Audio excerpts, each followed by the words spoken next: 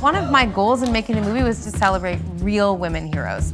No supernatural powers, they're not aliens, lasers don't shoot out of their fingertips or eyes, just women kicking butt. I think it's in the DNA of Charlie's Angels.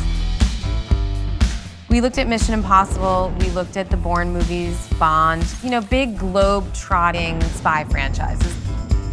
The sequence in the quarry was very much inspired by two things. It was inspired by the opening of the Bond film on the scaffolding, and it was also inspired by Indiana Jones, where they fight on a conveyor belt. Female stunt coordinators really informed how we shot a lot of the action. One of the strategies would be that you would want to bring a guy into as small of a space as possible so that they don't get the full reach, right, of their power.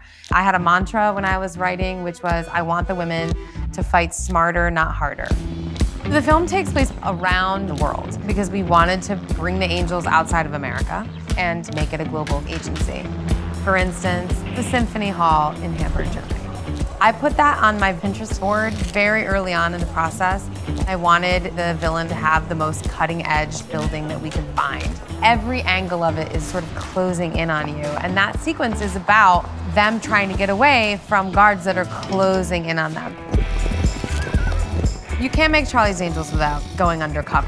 That was a staple of the television show. It was a staple of the films. So we looked at a lot of iconic 70s style. I always wanted bowl cuts in the film.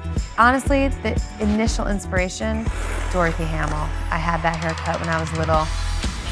I wanted to make a really fun action film, but I also wanted it to feel important to women and girls and for them to be inspired. I wanted to celebrate women working together, supporting each other, believing in each other.